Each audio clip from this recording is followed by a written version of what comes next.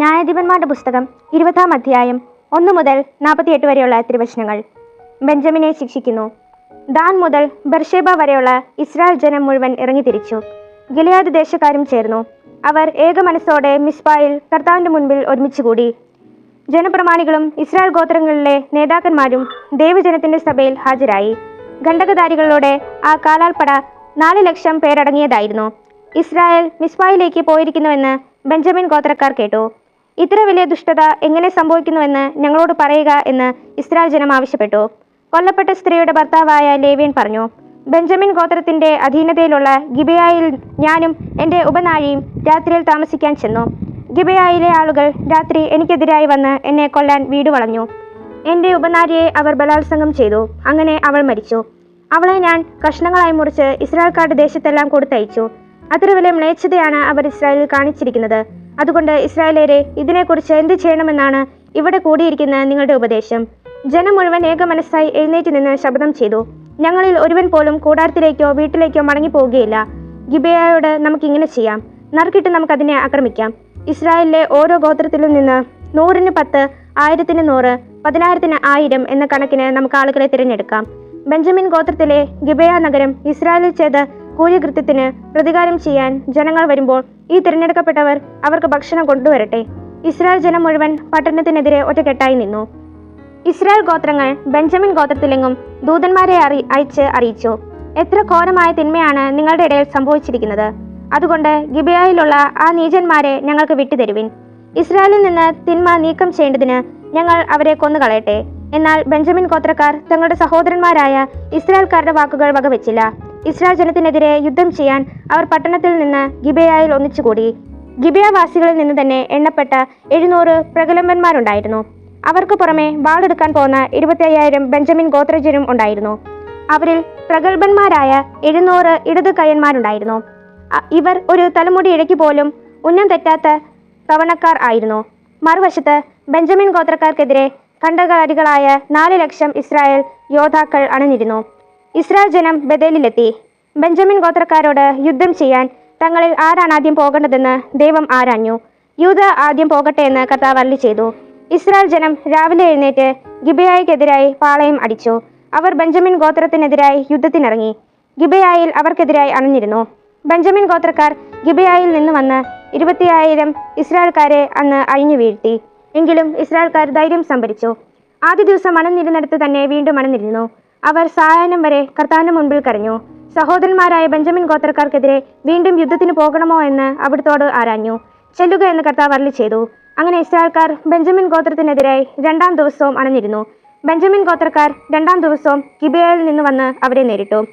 ഖണ്ഡകധാരികളായ 11,000 ഇസ്രായേൽക്കാരെ വധിച്ചു. ഇസ്രായേൽ ജനം മുഴുവനും യോദ്ധാക്കൾക്കെല്ലാം ചേർന്ന് ബഥേലിൽ വന്ന് കരഞ്ഞു. അവർ ആ ദിവസം സായാഹ്നം വരെ കർത്താവിന്റെ മുൻപിൽ ഉപവസിക്കുകയും ദഹനബലികളും സമാധാന ബലികളും അർപ്പിക്കുകയും ചെയ്തു. ഇസ്രായേൽ ജനം കർത്താവിന്റെ ഹിതം ആരാഞ്ഞു. ദൈവത്തിന്റെ വാഗ്ദാന പേടകം അന്നാളുകളിൽ അവിടെ ആയിരുന്നു. അഹ്റോന്റെ പുത്രനായ എലിയാസറിന്റെ പുത്രൻ ഹീനേഹാസ് ആയിരുന്നു അന്ന് പൗരോഹിത്യ ശുശ്രൂഷ നടത്തിയത്. അവർ ചോദിച്ചു, ഞങ്ങളുടെ സഹോദരന്മാരായ ബെഞ്ചമിൻ ഗോത്രത്തിനെതിരായി ഞങ്ങൾ യുദ്ധത്തിന് വീണ്ടും പുറപ്പെടണമോ അതോ പിന്മാറണമോ? നിങ്ങൾ പോകുക, നാളെ ഞാൻ അവരെ നിങ്ങളുടെ കയ്യിൽ ഏൽപ്പിക്കും എന്ന് കർത്താവ് ഉത്തരമരുളി. ഇസ്രായേൽക്കാർ ഗിബെയയ്ക്ക് ചുറ്റും ആളുകളെ പതിയിരുത്തി. അതിനുശേഷം ബെഞ്ചമിൻ ഗോത്രത്തിനെതിരായി ഇസ്രായേൽ 3-ാം ദിവസം യുദ്ധത്തിനിറങ്ങി. മറ്റ് 2 അവസരങ്ങളിലെന്ന പോലെ ഗിബെയയ്ക്കെതിരായി അണിഞ്ഞിരുന്നു.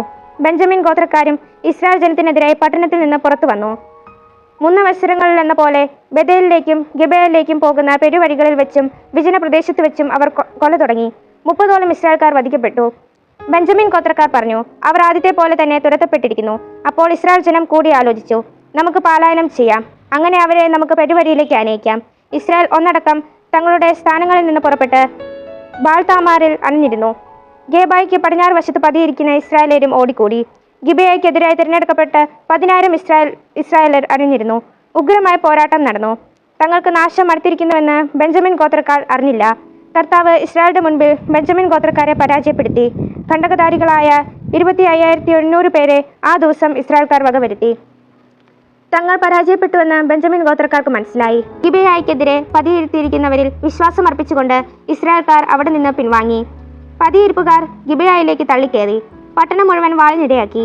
ഇസ്രായേൽക്കാരും പതിയിരിപ്പുകാരും അടയാളമായി പട്ടണത്തിൽ ഒരു വലിയ പുകപടലം ഉയർത്തണമെന്ന് തമ്മിൽ പറഞ്ഞൊത്തിരുന്നു.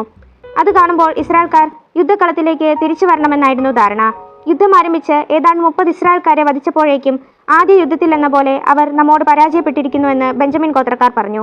പക്ഷേ പട്ടണത്തിൽ നിന്ന് പുകപടലം ഉയരാൻ തുടങ്ങിയപ്പോൾ ബെഞ്ചമിൻ ഗോത്രക്കാർ തിരിഞ്ഞു നോക്കി. അതാ പട്ടണം കത്തി പുകപടലം ആകാശത്തിലേക്ക് ഉയർന്നു. ഇസ്രായേൽക്കാർ തിരിച്ചു വന്നു. ബെഞ്ചമിൻകാർ സംഭ്രാന്തരായി. നാശം അടുത്തുവെന്ന് അവർ കണ്ടു.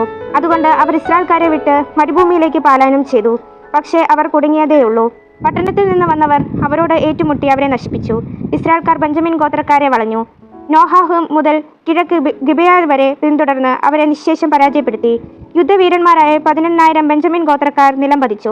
ശേഷിച്ചവർ തിരിഞ്ഞ് മരുഭൂമിയിൽ റീമോൺ പാറയിലേക്ക് ഓടി. അവരിൽ 5,000 പേർ വഴിവരിയിൽ വെച്ച് കൊല്ലപ്പെട്ടു.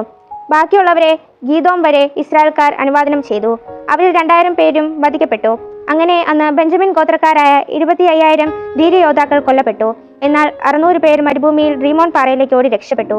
അവിടെ 4 മാസം താമസിച്ചു. ഇസ്രായേൽ തിരിഞ്ഞു വന്ന് ബെഞ്ചമിൻ ഗോത്രക്കാരുടെ ദേശം വീണ്ടും ആക്രമിച്ചു. മനുഷ്യരെയും മൃഗങ്ങളെയും കണ്ണിൽ കണ്ട എല്ലാറ്റിനെയും വാളിനിരയാക്കി പട്ടണങ്ങൾക്ക് തീവച്ചു. ന്യായാധിപന്മാരുടെ പുസ്തകം 20-ാം അധ്യായത്തിലെ ചോദ്യോത്തരങ്ങൾ.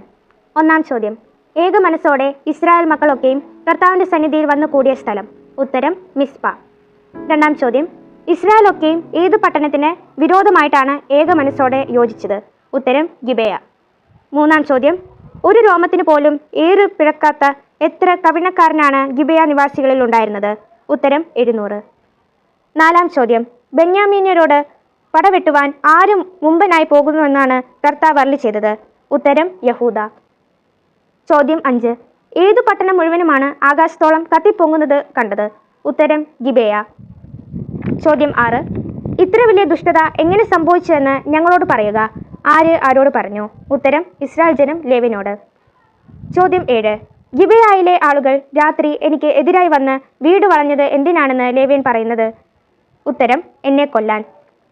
ചോദ്യം 8: ഇസ്രായേൽ ജനം ബഥേലിലെത്തി ബെഞ്ചമിൻ ഗോത്രക്കാരോട് യുദ്ധം ചെയ്യാൻ ഞങ്ങൾ ആരാണ് ആദ്യം പോകേണ്ടത് എന്ന് ആരോടാണ് ആരാഞ്ഞത്. ഉത്തരം ദൈവത്തോട്. ചോദ്യം 9: രാവിലെ എഴുന്നേറ്റ് ഗിബെയയ്ക്കെതിരെ പാളയം അടിച്ചതാര്. ഉത്തരം ഇസ്രായേൽ ജനം. ചോദ്യം 10: ആരാണ് ഗിബെയയിൽ നിന്ന് വന്ന് 22,000 ഇസ്രായേൽക്കാരെ അന്ന് അഴിഞ്ഞു വീഴ്ത്തിയത്. ഉത്തരം ബെഞ്ചമിൻ ഗോത്രക്കാർ.